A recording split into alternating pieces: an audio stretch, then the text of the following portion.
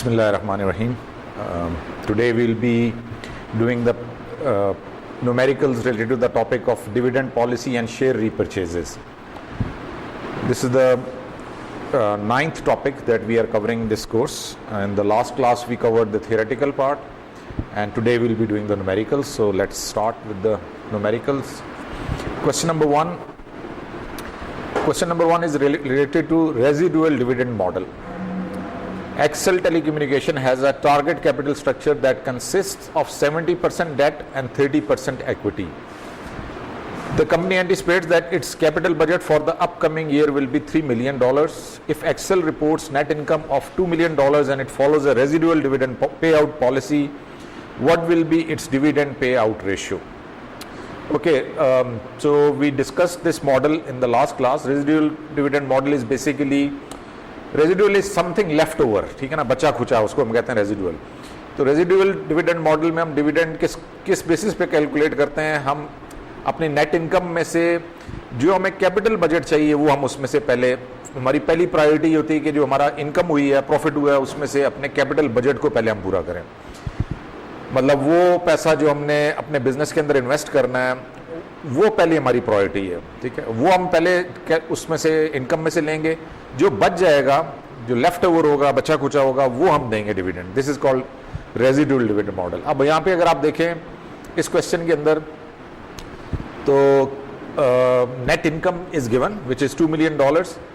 अब इस net income में से हमने कैपिटल बजट को डिडक्ट करना है ताकि हम जो है ना वो इसकी डिविडेंड कैलकुलेट कर सकें. So here question number 1.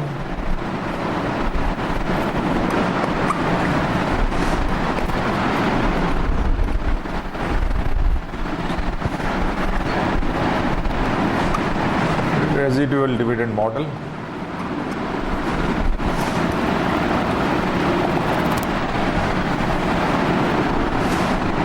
According to this residual dividend model, dividend is equal to net income minus capital budget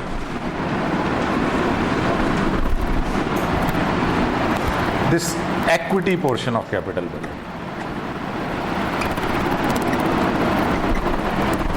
So from the net income we have to deduct the equity portion of capital budget. As you can see in this question, we have a net income of $2 million,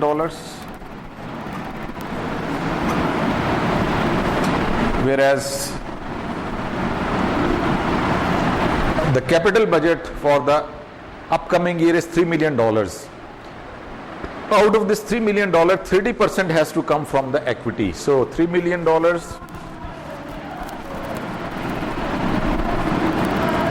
multiply by equity portion, which is 30%.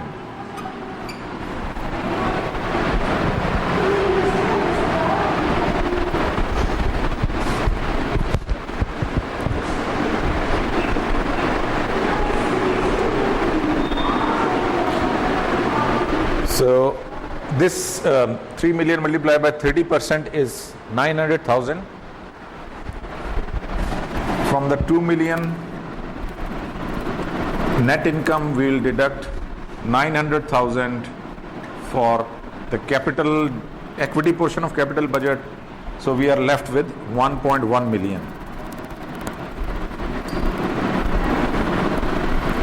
Now this is the dividend. Okay. According to residual dividend model, 1.1 million is the dividend that we'll be paying.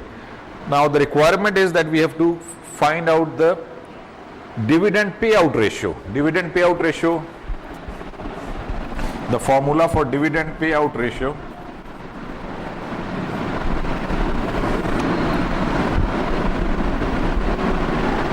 this is equal to net income divided by dividend multiply by 100.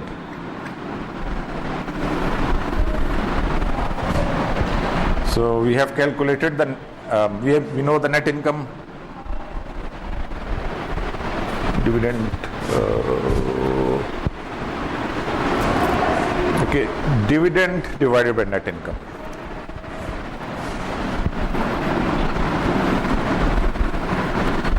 The formula is dividend divided by net income. So dividend we have already calculated 1.1 million. Income is $2 million. Multiply by 100. So this will give us a dividend payout ratio of 55%.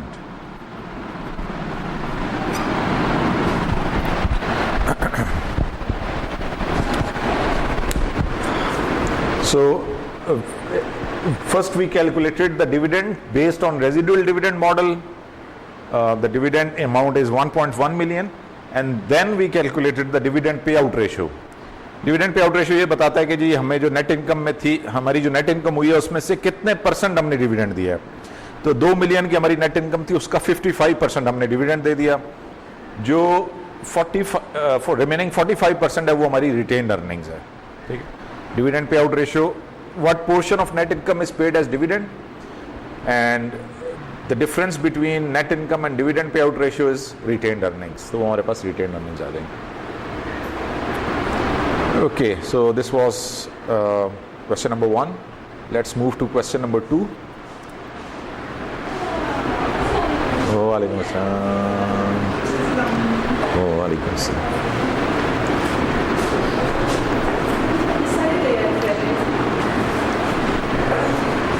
सरी ये तस्वीर बना लें इसकी. Question number 1 हमने कर लिया है. क्वेश्चन 2 पे चले गए हम. पिक्चर बना लें.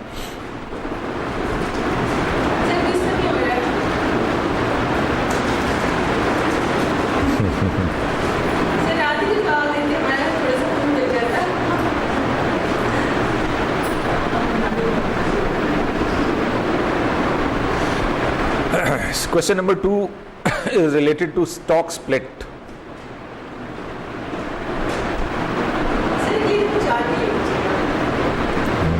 पेनल्टी तो पड़नी चाहिए ना.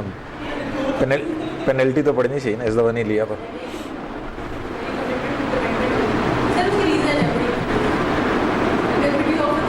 नहीं. वीडियो चल रही है.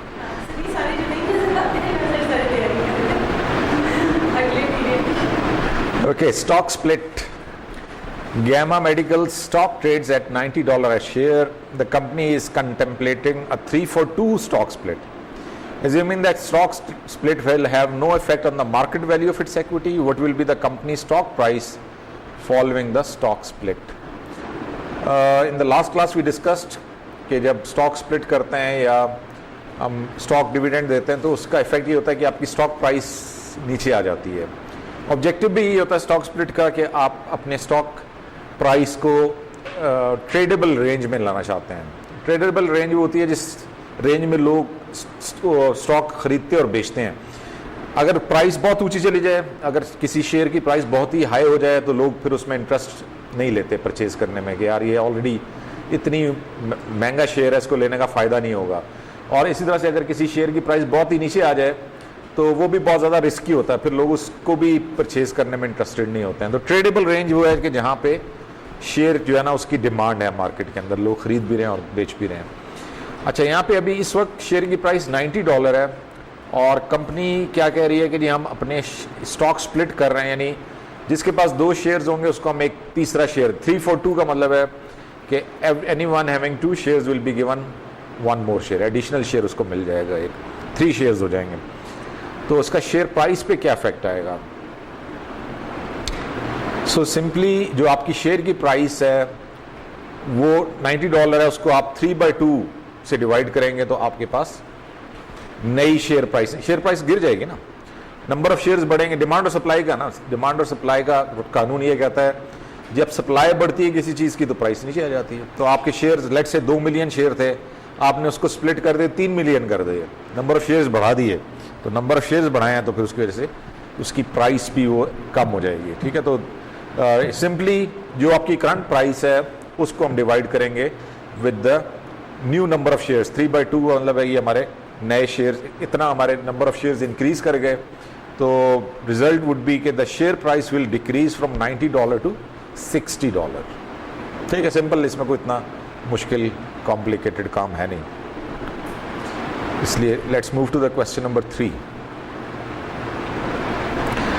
ओके, स्टॉक रीपरचेजेस, ये हमने पिछले उसमें लेक्चर में डिस्कस किया था कि बाज़ दफ़ा कंपनीज क्या करती हैं, अपने कैपिटल स्ट्रक्चर को चेंज करने के लिए लोन लेते हैं, लोन लेके वो अपने शेयर्स उठा लेते हैं मार्केट से, तो डेट का पोर्शन बढ़ जाता है और इक्विटी का पोर्शन रिड्यूस हो जाता है. तो इस तरह की कुछ जो है ना वो एक्टिविटीज़ कंपनीज करती रहती हैं.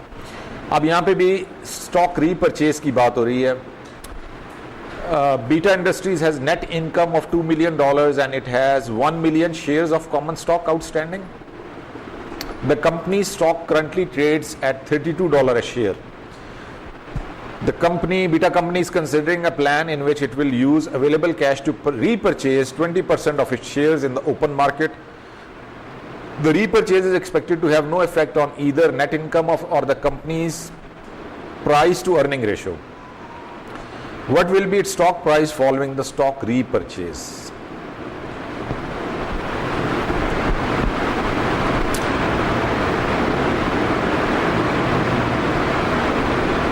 So basically the company is considering to repurchase its shares, और रीपरचेज उन्होंने ओपन मार्केट से करने हैं.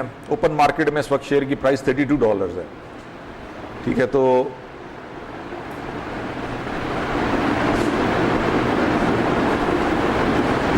ये जो रीपरचेज है उसके बाद the companies price to earning ratio will remain the same. So first we will find out the earning per share. Earning per share के हिसाब से हम अपनी current price to earning ratio find out कर सकते हैं. पहले हम ये फाइंड आउट कर लेंगे और फिर हम जब शेयर रीपरचेज के बाद दोबारा से अर्निंग पर शेयर कैलकुलेट करके उसकी बेसिस पे फिर हम नई प्राइस जो डिटरमिन कर सकते हैं. ठीक है, तो let's solve this question.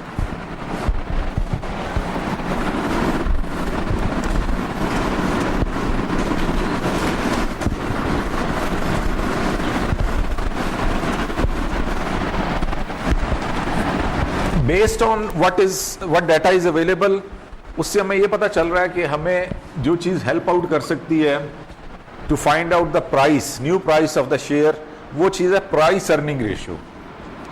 Price earning ratio formula क्या है? Price per share divided by earnings per share.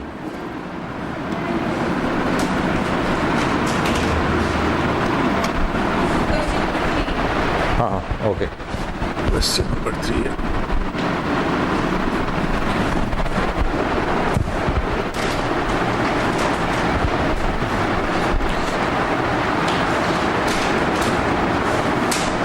Current price is given. ठीक है, हमारे पास जो करंट प्राइस है शेयर की वो $32 है.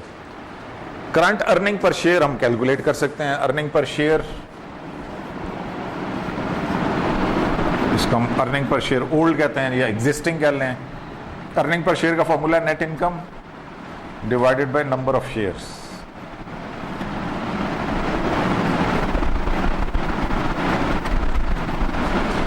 Net income is given. Net income is $2 million, whereas number of shares 1 million. So price earning ratio, earning per share is $2 per share.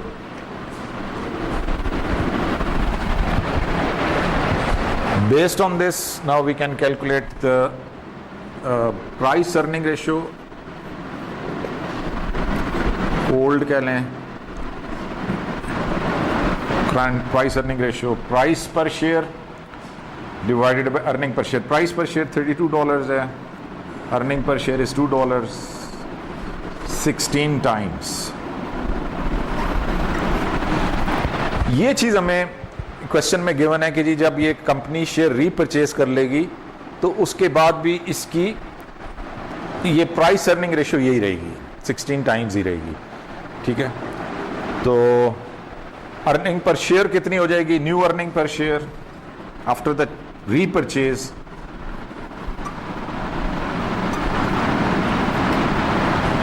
There will be no change on net income. Question में उसने mention किया हुआ कि जी ये जो repurchase है उससे net income पे तो फर्क नहीं पड़ेगा, net income will remain 2 million, but the number of shares will be reduced. Number of shares कितने हो जाएंगे हमारे पास जी? नंबर ऑफ शेयर्स हमारे पास 2 million, हमारे पास जो है वो 10% रीपरचेज जो हम कर रहे हैं वो 20% रीपरचेज कर रहे हैं ना, तो 1 million रीपरचेज जो कर रहे हैं that is 20% of existing shares, share repurchase. So existing share 1 million है, इसका 20% रीपरचेज करना है, तो ये 200,000 शेयर्स आ जाएंगे।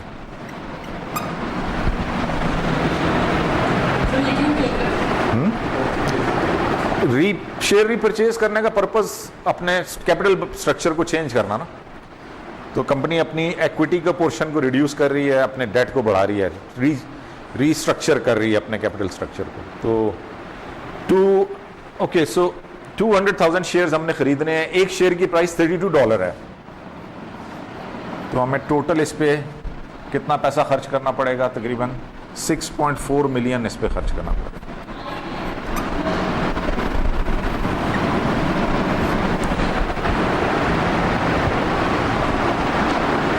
ओके, अब एनीवे असल चीज जो हमें चाहिए वो ये है कि कितने शेयर्स कम हो गए।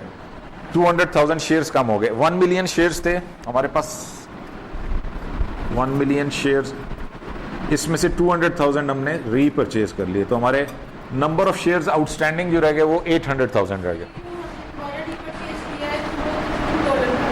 हाँ, मार्केट में प्राइस उसकी ओपन मार्केट से लिया ना, ओपन मार्केट में $32 का शेयर है।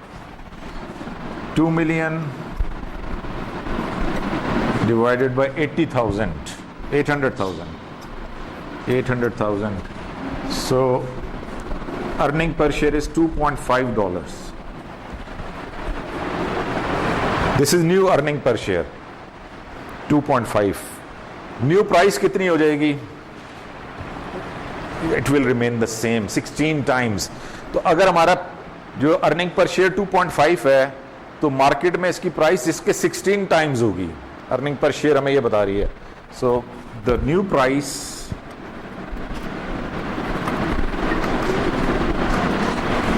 अर्निंग पर शेयर का जो हमारा अर्निंग पर शेयर है इसके 16 टाइम्स प्राइस होगी। 16 टाइम्स ही है ना,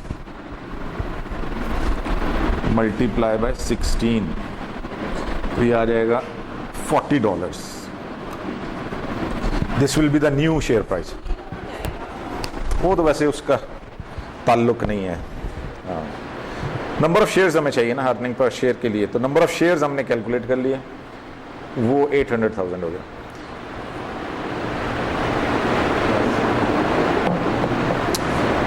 रीपरचेज करने के बाद नंबर ऑफ शेयर्स कम हुए, वही डिमांड और सप्लाई की बात होगी ना। सप्लाई कम होती है तो प्राइस बढ़ती है, सप्लाई ज्यादा होती है तो प्राइस कम हो जाती है। तो नंबर ऑफ शेयर्स कम होंगे, प्राइस बढ़ जाएगी। $32 प्राइस थी, आपने 200,000 शेयर्स मार्केट से कम किए, रिड्यूस किए, तो आपकी प्राइस $40 पे चली गई, $40 पर शेयर।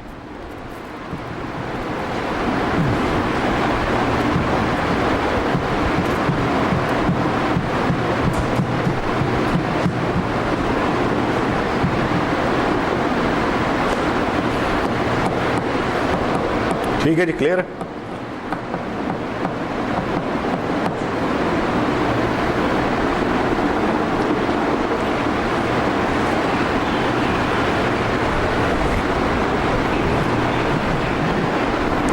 क्वेश्चन नंबर 4,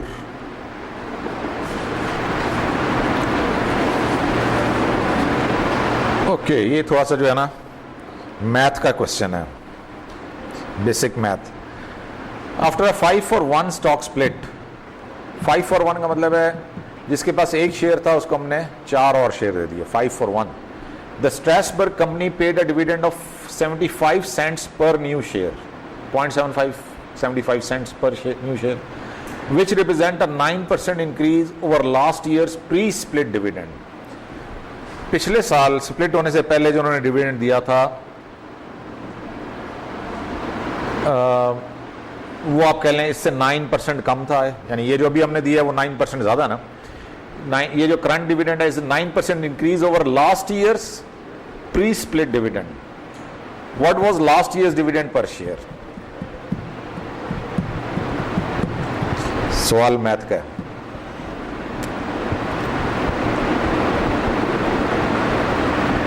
जिसके पास एक शेयर तो उसको हमने 5 शेयर दे दिए और 75 cents per new share dividend दिया।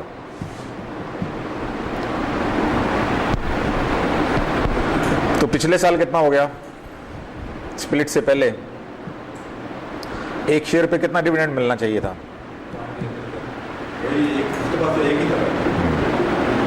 नहीं, लेकिन वो एक था ना, अब उसको 5 दिए तो उस डिविडेंड को 5 गुना हमने डिवाइड कर दिया। तो पिछली दफा एक पे इतना मिलना था जो भी 5 पे मिला है, तो पिछली दफा कितना मिला होगा? फिर इसको 5 से मल्टीप्लाई कर लें, ठीक है। अब वो जो अमाउंट आ रही है वो कहता है जी वो इससे 9% ज्यादा है जो भी नहीं, अब जो हमने दिया वो 9% ज्यादा है, यानी वो पिछली दफा जो हमने दिया था उसमें से 9% कम भी करना है, तो वो डिविडेंड आ जाएगा। करें ना ये तो 375 को 3.75 75 सेंट्स है ना, तो 3.75 हो जाएगा, डॉलर में कन्वर्ट हो जाएगा। वो 75 को 0.91 से मल्टीप्लाई कर देंगे तो आ जाएगी 0.91 करें, कितना आता है?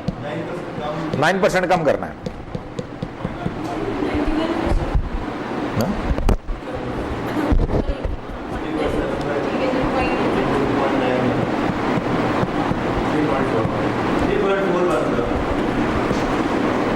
$3.44 1.09 से डिवाइड करेंगे ना। बड़ा है नहीं, लास्ट ईयर जो था यानी वो कम था ना 9%, इस साल बढ़ा है। हाँ डिवाइड करेंगे 1.09। मैं ये कहना सिंपल मैथ वाला इसमें कॉन्सेप्ट है कि पहले हमने क्या किया, इस दफा हमने डिविडेंड दिया है 75 सेंट्स, लेकिन साथ हमने ये किया कि 5 शेयर्स भी दे दिए ना, तो इसका मतलब है वो 75 सेंट्स नहीं है, वो 5 के हिसाब से 5 टाइम्स, यानी उसको मल्टीप्लाई बाय 5 करें तो वो डिविडेंड था जो हमने पिछले दफा दिया था, लेकिन जो पिछली दफा दिया था वो 9% कम भी था, तो पिछली दफा का जो बनता है वो 3.75 बनता है जो कि 9% ज्यादा है, तो उसको 9% कम करने के लिए हमने उसको 1.09 से डिवाइड किया, तो ये 3.44 आ जाता है। इसका टेस्ट ये है कि इसको 3.44 को मल्टीप्लाई कर लें 1.09 से तो 3.75 आ जाएगा। ठीक है जी, ये इसमें और कुछ नहीं था, सिंपली हाँ ये वो जो आता है ना उसमें GMAT का किसी ने अगर एग्जाम दिया हो या नस्ट वगैरह के जो एडमिशन टेस्ट होते हैं ना, उसमें वो एक पोर्शन होता है ना उनका लॉजिकल रीजनिंग का, उसमें इस तरह के क्वेश्चंस आते हैं, तो थोड़ा सा आपकी लॉजिक देखते हैं कि जी किस हद तक आप उसको लगा। जरूर। Question number 5, external equity financing. Northern Pacific Heating and Cooling has a 6-month backlog of orders for its patented solar heating system. To meet this demand, management plans to expand production capacity by 40% with a $10 million investment in plant and machinery. The firm wants to maintain a 40% debt to total asset ratio in its capital structure. It also wants to maintain its past dividend policy of distributing 45% of last year's net income. In 2005, net income was $5 million. How much external equity must Northern Pacific seek at the beginning of 2006 to expand capacity as desired? Assume the firm uses only debt and common equity in its capital structure. अच्छा जी, अब एक तो ये कि company investment करना चाह रही है $10 मिलियन की, और अपना जो डिविडेंड पे आउट रेशियो है उसको भी मेंटेन करना चाह रही है। इसका तरीका यही होगा कि पहले हम ये निकाल लें कि जी हमें जो टोटल अमाउंट रिक्वायर्ड है वो कितनी है, और उस टोटल अमाउंट में से कितना इक्विटी से ले सकते हैं, यानी रिटेन्ड अर्निंग्स के जरिए हम कितना पूरा कर सकते हैं। जो बाकी रह जाएगा वो आपका एक्सटर्नल फाइनेंसिंग पे चला जाएगा ना। यानी टोटल हमारा कैपिटल बजट कितना है, उसमें से कितना हम नेट इनकम से ले सकते हैं रिटेन अर्निंग्स की फॉर्म में, यानी डिविडेंड निकाल देना, डिविडेंड 45% निकाल के बाकी जो बच जाएगा वो रिटेन अर्निंग है, वो आपने अपने नेट इनकम से ले लिया। अब जो बाकी बच गया वो आपको एक्सटर्नल फाइनेंसिंग से लेना पड़ेगा। ये इसकी लॉजिक है क्वेश्चन की, ठीक है। So what we have to do is, first of all we need to find out कि जी हमें टोटल अमाउंट कितनी चाहिए, और दूसरी कि हम रिटेन अर्निंग्स कितनी ले सकते हैं। दो चीज़ें निकल आई तो फिर आप एक्सटर्नल फाइनेंसिंग फाइंड आउट कर सकते हैं।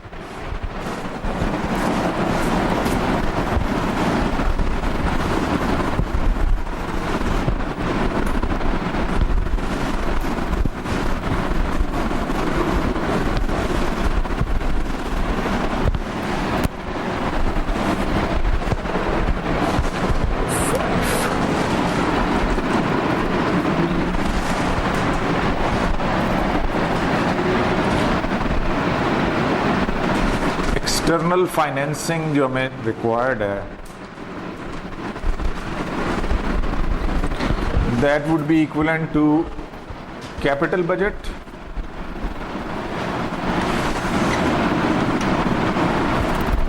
Minus retained earnings.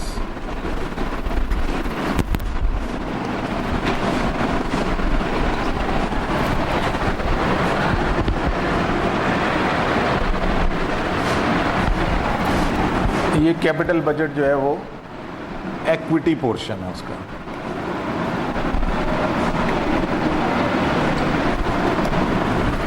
Equity portion, अब हमें जो ये जो equity portion of capital budget हमें कितना चाहिए, टोटल इक्विटी रिक्वायर्ड 10 मिलियन की इन्वेस्टमेंट है,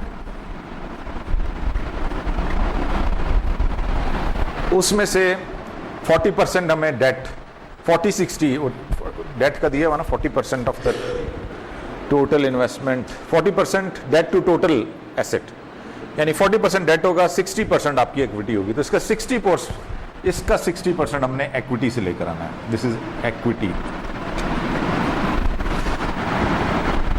सो बेसिकली वी रिक्वायर 6 मिलियन, हमें $6 मिलियन चाहिए। Total amount required is 6 million. Out of this 6 million हम रिटेन्ड अर्निंग्स से कितना पूरा कर लेंगे, how much can be obtained via retained earnings. Retained earnings कितनी होंगी, जो हमारा प्रॉफिट है उसमें से डिविडेंड को माइनस कर दें तो बाकी रिटेन्ड अर्निंग्स हैं। प्रॉफिट हमें हुआ है 5 मिलियन का, net income minus dividend. Net income हमारी हुई है 5 मिलियन की,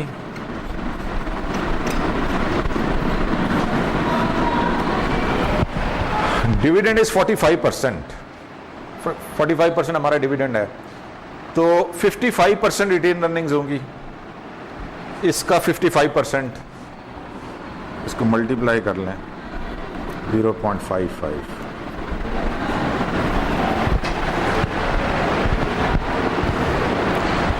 $2,750,000। So this is the amount of retained earning. Out of total equity requirement 6 million, we can cover 2.75 million from the retained earnings, और जो बाकी है वो हमें external equity से चाहिए होगा। So new external equity needed।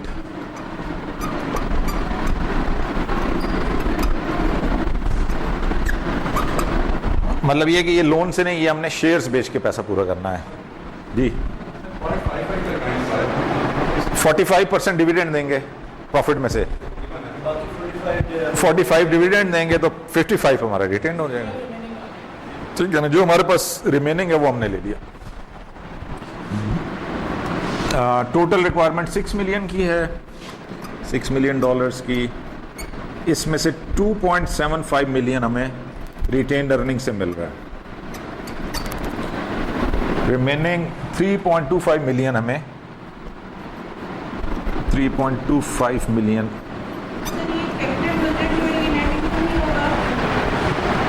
नहीं, कैपिटल बजट है, टोटल हमें कितना पैसा चाहिए